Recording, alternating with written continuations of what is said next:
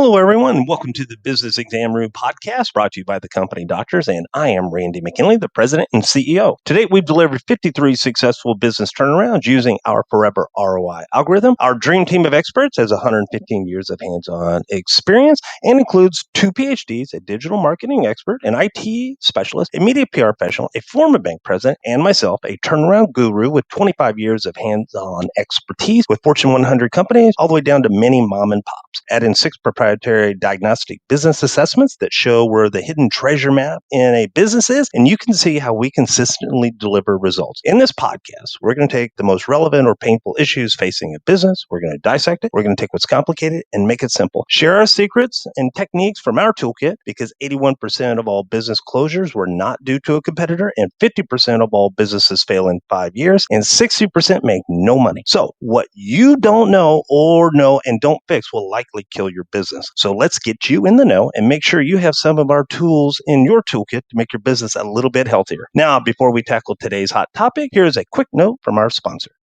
This podcast is brought to you by Auto Entry, the perfect AI accounting solution for cutting your processing costs by as much as 75% for SMEs, bookkeepers, and accounting firms. Learn more about Auto Entry and get your free trial started today by visiting thecompanydoctors.com. Welcome back, everyone. I think it's about time we turn on these bright lights to the business turnaround exam room and shine it down on that exam room table and take a look at today's topic, which is a continuation of a roundtable that Dr. Dandrian and myself had about a week ago related to sales process. We decided to go even deeper, and a couple of takeaways from this, which I think you're going to enjoy. You hear the word trust, relatability, and time to listen creates more time. And what's interesting is when you hear this, you're going to understand that by listening, it will actually lead to more innovation. So kick back, enjoy. I think you're going to get a kick out of this section, and then we'll come back in just a few minutes. It's awesome, and I love how you're really drilling down and making this podcast, because I sat in on these things before, and you're making this podcast valuable information to the small business owner and manager or leader, and just the average person that wants to grow up and take on more responsibility and ultimately maybe be a leader of their own business or a leader in an existing business that they're working for. But take a step back here a second, because it's amazing when I talk with you, and we've had some very good conversations over the years, but the way that you phrase things, and that it just dawned on me that what we're really talking about is trust. And when you were talking, it was like, man, the relatability is putting your agenda second to whatever their agenda is. And so If you're coming across as a salesperson that, hey, this is my agenda, I want to make commission, I want you to buy this, you're not going to win ever. But if you go back to, and I butchered Zig Ziglar's quote, I pulled it up here on the computer here. It says, Zig Ziglar says, you can have everything in life you want if you will just help other people get what they want. And as soon as I heard that, basically I took every sales training, because I've looked at 100 of them, and there are some amazing things out there, like Neil Rockham's spin selling, question-based selling. There's just some amazing, impactful selling programs that teach you these techniques. But what we're talking about is trust and putting our agenda aside. And so the cool thing is, you go through that 6 weeks or 12 weeks or a couple years of training with your company to learn, all of the strengths of your competitive position, the product features, the benefits, the advantages, ultimately leading to the value. But what you do with Zig Ziglar's lesson, or what you just said a bit ago, is you put all that on a shelf. Just leave it at the office. Don't even put it in your briefcase. And one of the greatest sales mentors I ever had was at Siemens. And what Grant would say is, don't bring anything. Don't even bring your phone in the office. All I want you to bring is a notebook. And all I want you to do is go in there and ask them how they're doing. And from that, listen. And from that, listen more. And, I think in my first year there, I reactivated, I think it was 65. It's on my resume as an accomplishment, but I reactivated 65 dead accounts that hadn't ordered from Siemens in a year or two, just by listening to people. And so the point is going back to the trust. When you put your agenda first, you're going to lose. When you put their agenda first and you find out, like you said, what's important to them, you'll win every time. And that goes to, I don't care if you're talking to a 3-year-old kid. If you find out what's important to them, and they're going to probably tell you a little more readily than, somebody that's been with the company for a year and that is acting as a gatekeeper, right? So good stuff. Totally agree. Yeah, because I think if you look at small businesses, one of the things I think gets lost is, like I said, I watch these owners, they wear so many hats, and it's almost like they feel like they don't have the time to listen, where the number one thing I think they have to do is listen. If they actually took the time to listen, they would have more time for other stuff. Because I think listening, what it does, you'll see, you see these businesses that go out of business, some of the things we're talking about. So where, like I said, in the beginning, that passion was there. They're anxious to get out there. They're sharing with their friends. They're talking. They're listening. They're solving problems. And then something gets lost. And so when you come back to that, well, if they listen, like we did, one of the podcasts you'll hear later is with RNA and #cutout. And what's fascinating is that she jokes that, hey, I'm the sharpest tool in the shed. Well, I think she's probably more than sharp. She's brilliant. And what makes her so brilliant is she sits and listens. And in turn, by listening, she solves problems because she's actually hearing and keeps asking questions. It keeps asking questions and goes, wow, let me constantly reinvent myself or take my product and change it slightly. Well, I could go do this. Well, I think that's a good lesson for every small business. If they're truly listening, they look at what they have and where they're at, because they have all these tools that are in their business. Are they really using them, or can they take those tools and use them a different way to make something that solves that customer's problem? And the answer is yes. Many times when we walk in, we look at stuff, and so we'll look at their product is stagnant. We'll go, well, what do you have? Walk me through all the things that you have in here that you use to make money or make your product. And when we do that, then you start throwing things up on the wall, going, okay, wow, you could go do this, you could go do this, you could go do this, and you end up coming up with hundreds of different things that could be done. And then the next thing that has to happen is, have you talked to your customer to see what they really need? So the moral of the story is, if you take a step back, look at what you have and what you can go do. Sometimes I think they forget and go, okay, I have this one thing. Then you turn around, ask some of your customers, well, what do you need? And what you find is you may be offering part of what they need, and you can tweak what you offer to fit really what they need. And then now they will start buying. Right on. I'm excited to hear that conversation. You had mentioned some things about Carmen's brilliance, and these podcasts are going to be so helpful. What's interesting is when you were talking about listening, and I always say, are you listening to what they're saying for clarification? And I know you're really good at saying, what I hear you said was this. But the idea of, I think what you're getting at is, what's the implication of what they said? And so, when you go back to the conversation that you just had, it reminded me of a time when I was given an opportunity to run a whole business unit. And are you familiar with the product called Benefiber? It's a daily fiber supplement, right? It's a 100% natural prebiotic.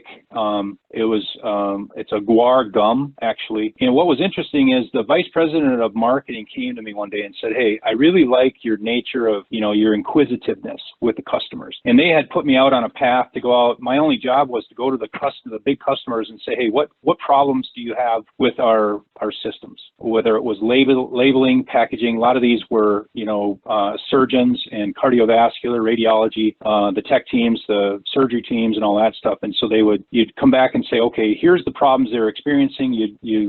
Marketing would ask questions, and then we'd try to improve. But in this case, the Benefiber was basically a prescription-only food supplement that the company was calling a dog. It was losing money. I think the most money it had made in the history from the purchase that they had acquired it from the Japanese, I think it only made $7 million in 12 years. Well, I did a business viability on asking, what resources do we have available? What market do we have available? What things do we have at our disposal? And the biggest thing that stuck out in our mind is that we knew that if we could get out and talk to the pharmacist, that it would help our food nutrition sales in the hospital. Sounds funny, but there's a direct correlation there. And so I started doing the business viability, and lo and behold, what I found was that this could be a $1 billion product. And, the stories goes back to, I think it was finally formed as an official brand in like 2001, probably. And I think they did $24 million in the first quarter it was launched.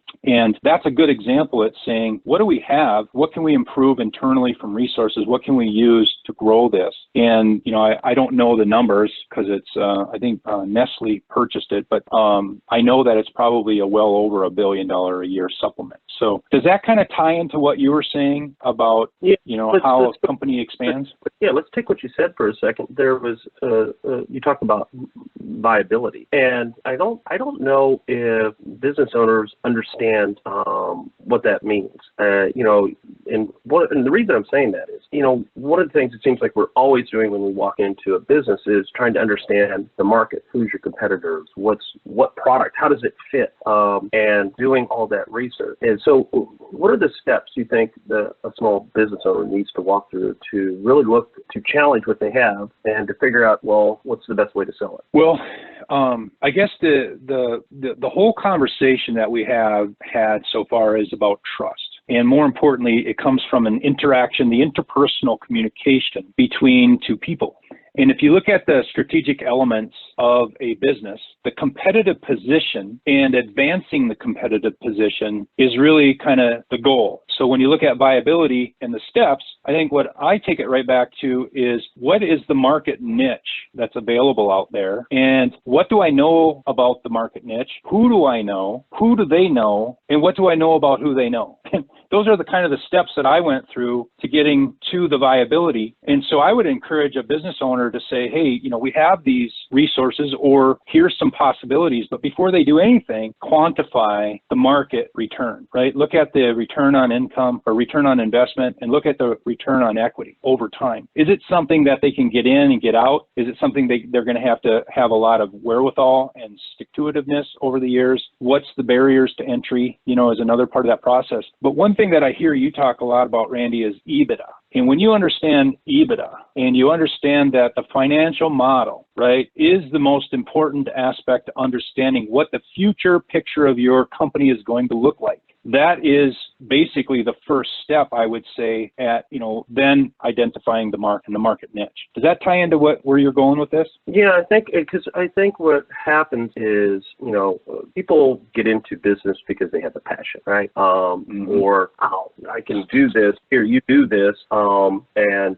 I'll buy it from you. And they go, okay. So they're in business. And so they have a small amount of clients. But then they run into a roadblock of how to grow. And where it gets, what I'm talking about is, do they really understand, like what you were talking about is, you're going out and you're looking at the market. How does this product fit in the market? You had a product that you took, Benefiber, and many people had it before, right? But it was only $7 million. Well, did the product change, or did you change how it was positioned and figured out who needed it? And so in other words, it went back to their world. Hey, this fits your problem. Nobody took the time, I don't think, to understand that there was a product, and it really solved the problem. And as soon as somebody, like what you did, was you said it solved this problem, and they went, oh, well, God, we need to buy it. And then it goes from $1 million to $1 billion. So every small business, I think, needs to sit back and hear some of the words that you were saying is, you have to take the time. Like we joke about putting things in the war room and you throw it up on the wall. And what that means is, I take my products and I take their products and I take the stuff and I put it in there, and I want to see it. Maybe it's a service business. I put the competitors up on the wall. And why do you do that? I want to understand intimately what they're offering and why. Why do people buy from them? I'm not worried about why they buy from me. I'm worried why they buy from them. And I think that's one of the big things that businesses are missing. You need to know why they're buying from them. As soon as you answer the question why they're buying from them, then you can adjust your offerings, and then they buy from you. Right. Does that make sense? Yeah, that's awesome. It really is awesome. I don't see people, like we've talked about this, they need to really take a step back. Like I said, the business owners, it's very frustrating, because I've been in probably 500 businesses that are minimal, and you see all this brilliant, and it feels lost. As you can tell, what an amazing roundtable discussion between Dr. Dandran and myself, and what a great takeaway. Listening can lead to innovation and constantly reinventing yourself. Now, before we go to part 2, let's just take a quick break, and we'll be back on the other side. Sales up 13%, productivity up 50%, profit up 240%, 53 successful business turnarounds and counting. The go-to resource for investors who want to protect their business investments. Wish you could be like that? Well, you can. The Company Doctors Business Wealth and Health Transformation Package can make that happen. The 360-degree approach shows the hidden treasure in every business and how to get it. How is that possible? 6 proprietary assessments, financial models to show current and future, industry ratios for your business, cost savings toolkits, action plan summary from the assessments, 10 hours of consulting with our team, 3 monthly business reviews, and access to our 142 business competency courses. 100% money-back guarantee. Normally valued at $20,800, now available limited time for $1,497. Learn more at thecompanydoctors.com or email us at clients@thecompanydoctors.com and get your company treasure map and forever ROI today. Hello, everyone, and welcome back to part 2 of our podcast on sales process. We took a deeper dive, as you can tell, with Dr. Dan Duran and myself. We were discussing the things that are holding businesses back, which is holding them back from growth, which is, if you think of a couple key words that came out of that, was listening leads to innovation, which is critical. Now, we're going to take that and we're going to go even one step further, and we're going to talk to you about how you even go about dealing with this process when you're looking at your competitors and your customers so you can give them what they want and get more sales. All right, enjoy. Because they don't have the time to go back to really what core was and when they started. And the problem, and you look at it, because are they professionals running a business? No. Can a business be overwhelming trying to run it? Sure. Unless you have the right systems and processes in place, and then it's not. But they're brilliant on one side, but they've never had the training on the other side. So then they get caught in the middle, and then now you have, I think, every 5 years, 50% going out of business. And the stats show that only 19% was due to a competitor. So it's self-inflicted. So it says that the products are there. They had to be buying, right? But they did not, going back to 2 parts, going back to, did you understand why they were buying from the competitor? And the answer is, what I hear all the time, no. Because I said, okay, tell me about your competitors. Well, who are your competitors? And I'm like, is not the right answer.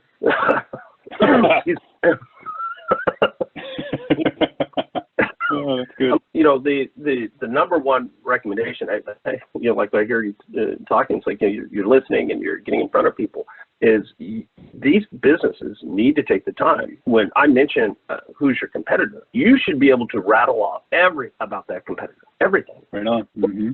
Because if you can do that, then that says you have a great understanding of what they're offering. And now, if you could do that in detail, then now I know if I turn around and ask you, so, well, what are you offering? You would immediately tell me exactly what you offer and why it was different than that and why somebody would buy it. Mm-hmm. You will do instinctively. Yep. I've seen it every.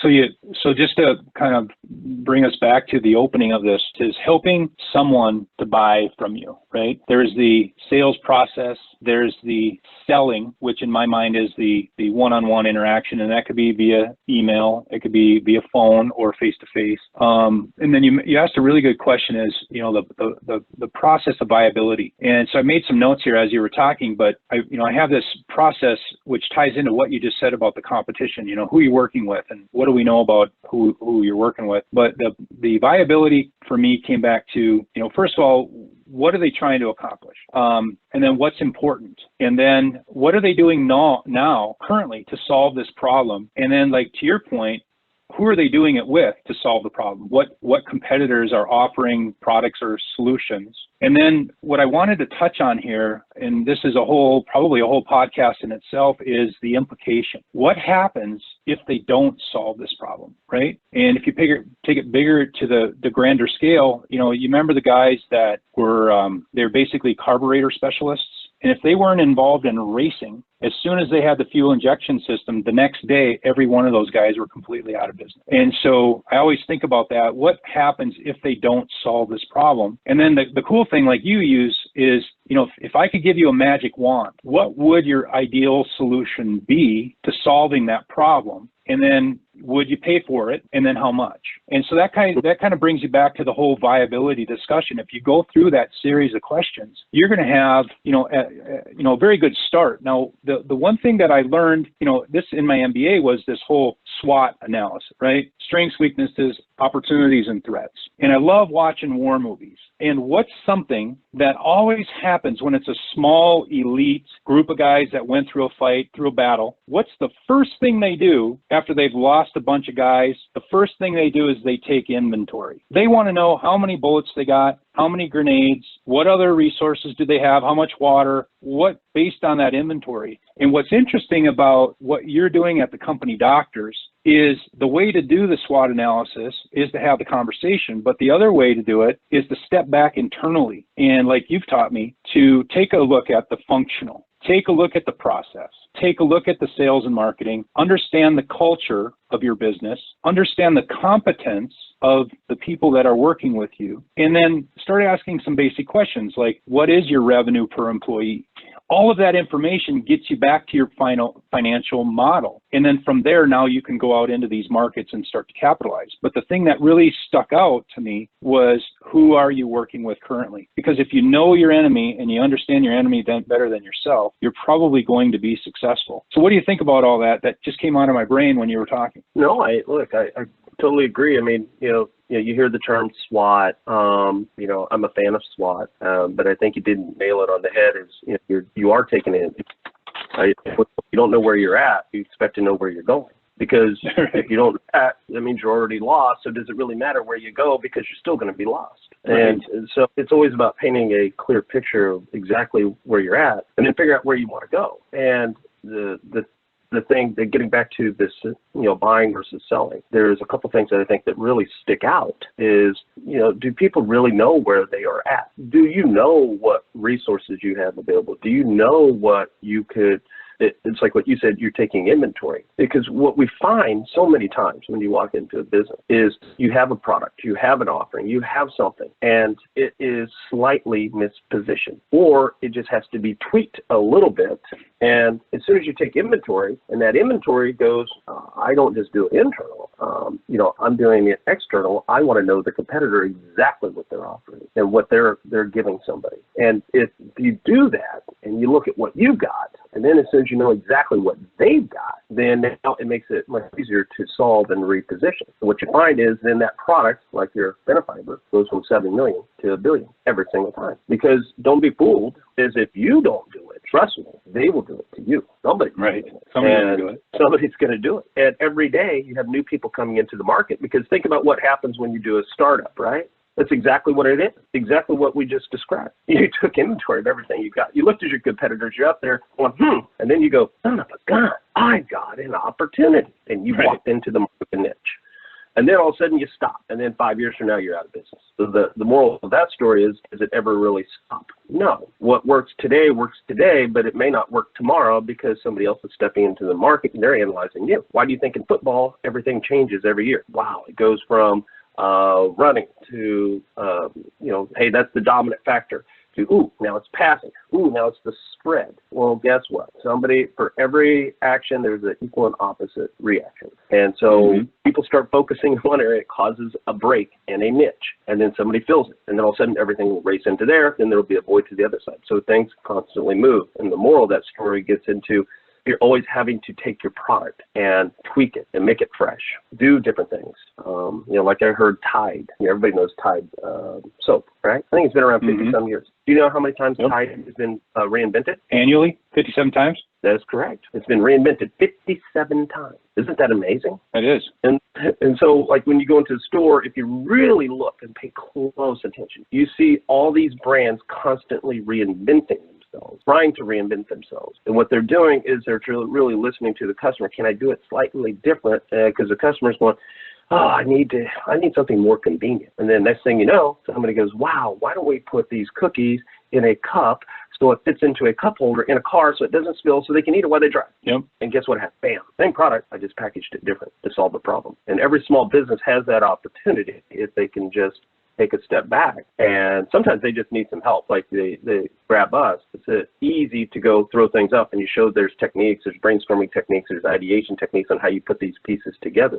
Does that mean you can't learn it? No, absolutely not. Can you be taught it? Absolutely. Once you understand the techniques, then you go, oh, I get it. Here's how you go about it. So usually you just have to kind of experience it. That's why we said, I like the war room. It's a technique and to create visibility. And, you hear it it probably came from watching the World War II movies, and I learned it when I was young, and I experienced it, and I've taken it 25, 30 years later. I'm still using it, and I expose it to every business, and it takes the world, and so it's almost like a command center where now you're able to go solve, and everything's visible in one spot. And when it becomes visible, then you get that synergy of everybody being able to solve it once you know some of the techniques. But I didn't mean to get off on a tirade on that. But the point is, people have their product. One of the things that I think caused businesses to go out of business is they had that product, but nothing changed. And so you have all these new people coming in, they see the niche, and then they just took your business. And It gets back to the question, do you know what your competitor is? You should know everything about your competitor. You should know where they eat, why they eat. Yeah. I think you need to know that much, because then now you're starting to understand what they're doing, why they're getting business. And if you understand why somebody else is getting the business, now you're in a position to solve on how to get the business from them. So. Yeah, and what I love everything you said, and what I hear when you say war room, what I think about right away is the images of a bunch of people standing around a big map, and they have land forces, they have ships out in the water, and they have these long pulling devices like you see in Vegas, and they're moving stuff around. And the point is what they're doing is they're discussing, right? They're having a conversation about the option. Am I understanding that war room correctly? Yeah, so think about what the war room is designed to do. It's really what you said. So here's a technique to the war room. Say I have 5 competitors in my small dry cleaning business. We'll just use that one as a random one. I put flip charts up on the wall for all 5 in that room. And on those flip charts, I'm going to put everything I know about that business. I want to know their website, if they have products, if they have flyers, their marketing material,